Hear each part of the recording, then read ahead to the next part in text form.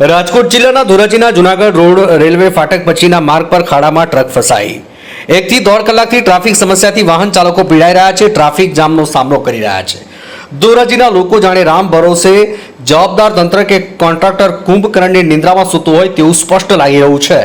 જયંતિભાઈ ખોરાભાઈ આપણા કોન્ટ્રાક્ટર શું લઈને આવ્યા હતા, ક્યાંથી આવતા હતા, શું ઘટના બની? કચ્છમાંથી ભરીને આવતો હતો સાહેબ, અને અહીંયા વિપુલભાઈના કારખાને ખાલી કરવાની ધોરાજી, તો આપણે ધોરાજી રોડનું કામ હાલે બાયપાસ બ્રિજનું, ત્યાં હાલો આવતો હતો, વચ્ચે વચ્ચે ગાડી આંકી જતો હતો, ઓછી અને બેસી ગઈ સાહેબ ગાડી। તો મેં 102માં ફોન કરી દીધો છે, કોન્ટ્રાક્ટરમાં ગયો હતો હું, તો કોન્ટ્રાક્ટર લોકો આવ્યા નથી। કેટલા સમય થયો? લગભગ સાહેબ દોઢ કલાક જેવું થઈ ગયો સાહેબ। કેવી હેરાનગતિ છે અત્યારે? હેરાનગતિ સાહેબ, ટ્રાફિક જામ થઈ ગયો છે, આગળ પાછળ ટ્રાફિક જામ થઈ ગયો છે, ગાડી નીકળે એમ નથી, જેસીબી સિવાય સાહેબ નીકળે એમ નથી ગાડી। કેટલો ખર્ચો થાય એવું છે? ખર્ચો તો સાહેબ હવે જેસીબી વાળો આવે નહીં, કેટલા કહે એ પ્રમાણે ઓછામાં ઓછો 3-4 હજારનો ખર્ચો અલગ છે સાહેબ।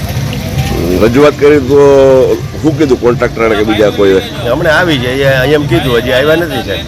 કેટલો સમય થયો? 1.5 કલાક જેવું થઈ ગયું સાહેબ। ધોરાજીના જુનાગઢ રોડ ઓવરબ્રિજની કામગીરી લઈને ડાયવર્ઝન છે, પણ આ ડાયવર્ઝન રસ્તો જાણે વાહન ચાલકોને શ્રાપિત બન્યો છે। કાદવ કીચડ અને વરસાદી પાણી ભરાઈ ગયા, ખાડા નાના મોટા વાહનો ફસાઈ જવાની ઘટના દિન પ્રતિદિન વધી રહી છે। અનીશભાઈ ક્યાંથી આવતા હતા, શું તકલીફ છે? અમદાવાદથી માંગરોળ જાય છે મધુરમ ટ્રાવેલ્સની અંદર, પણ છેલ્લા 2-2.5 વર્ષથી આ બહુ પ્રોબ્લેમ છે। આ રસ્તો અત્યારે વરસાદના હિસાબે બહુ ખાડા પડી ગયા ને કોઈ તંત્ર ધ્યાન દેતું નથી। કોન્ટ્રાક્ટરને ફોન કર્યો તો કોન્ટ્રાક્ટર છેલ્લા 2-2.5 કલાકથી લોલીપોપ આપે છે ને અત્યારે આ મધુરમની ગાડી એની અંદર પેસેન્જરે બહુ હેરાન થાય છે। અમુક બેનને હોસ્પિટલના કામ છે, હોસ્પિટલે જવું છે, પાછળ 40 થી 45 ગાડી લાઇનમાં ઊભી છે, તો કોઈ જાતનો કોઈ રિપોર્ટ મળતો નથી। બધાને ફોન કરીએ તો કે કાલો હમણાં 15 મિનિટમાં આવે, 20 મિનિટમાં આવે છે, તો પાછળ બહુ ટ્રાફિક મોટું થઈ ગયું છે।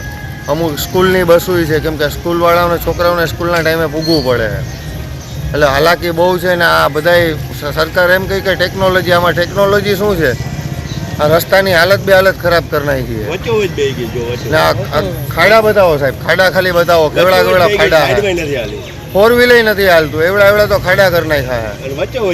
એટલે સરકારને એ અપીલ છે કે થોડુંક આ રસ્તાનું ધ્યાન દો ને આ બધી થોડીક અપનાવો કે આ થોડુંક ખાડા બૂરી દઈ ને આ કોઈ પેસેન્જરને હાલાકી ન થાય।